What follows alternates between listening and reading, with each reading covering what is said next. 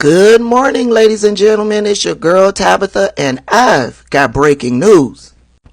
ABC News is reporting with exclusive video of Jenna Ellis, Trump's attorney, who's best known as Rudy Giuliani's sidekick and who sat downwind of Rudy Giuliani to smell his farts. There's exclusive video of her singing like a bird. Yes, Control Room, Politics by Tabitha was able to obtain that video from ABC. Let's take a look. And at the time period where they were going to start to discuss what was Dan Scavino's role.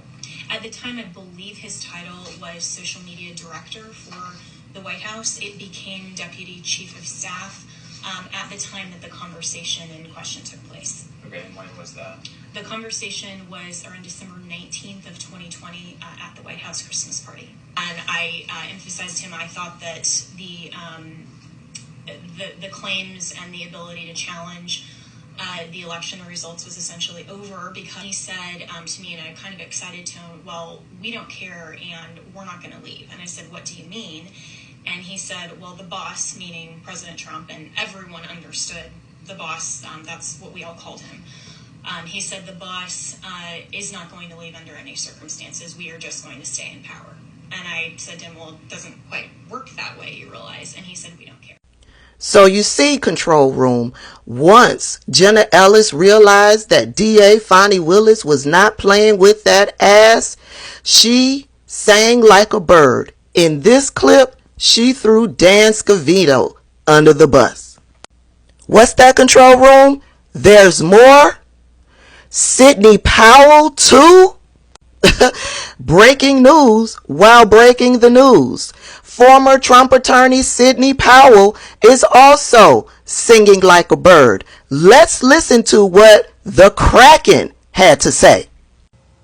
There was a big shouting match in which Rudy called me every name in the book, and I was the worst lawyer he'd ever seen in his life. There were no circumstances under which he'd work with me on anything. He called me a bitch and I don't know what all. And that's pretty much all I remember about that one. Did I know anything about election law? No. But I understand fraud from having been a prosecutor for 10 years. What was President Trump's sense of what you would do as special counsel?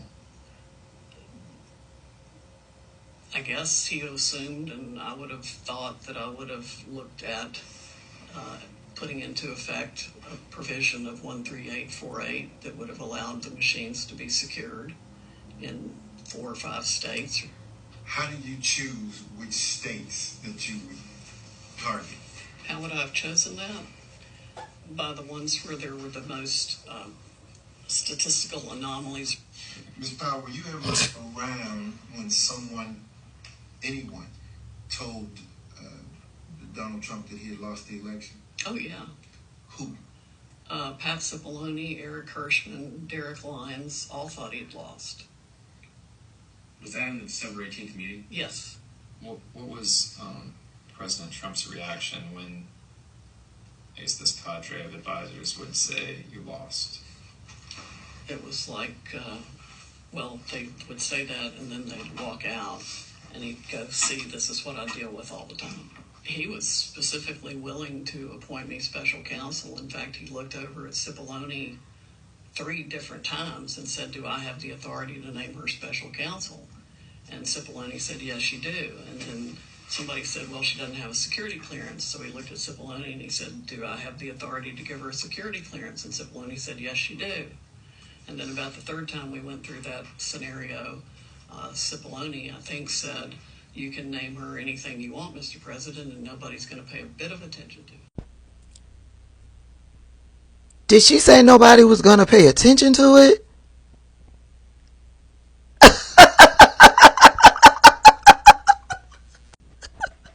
I'm sorry, Control Room. Let me get myself together. My apologies, control room, for breaking professionalism while giving this report. But while I was laughing my ass off, we've got word from Harrison Floyd, the only black man charged amongst the 18 co-defendants, who was the last one to be released from jail, has spoken out on the release of these videos. Harrison Floyd states, "There is literally nothing here but name-calling and speculation. Leaking Jenna Ellis and Sidney Powell proffer is nothing more than an attempt at tainting the jury pool. Fulton County is corrupt. When is Georgia leadership going to step up?" Control room, I think Harrison Floyd missed the memo. Brian Kemp is pretty much on DA Fani Willis's side. Why? Because he cannot stand Donald Trump. No, control room. There is no indication that Harrison Floyd attended any type of law school, so we don't know why he feels that these two clips are only speculation. Fani Willis, however, is educated and experienced in what it is that she does. So it would be my opinion that Harrison Floyd gets his affairs in order, or he starts singing like a bird, and then we can see his proffer. That's all I got for this breaking news report. You guys have a fantastic day.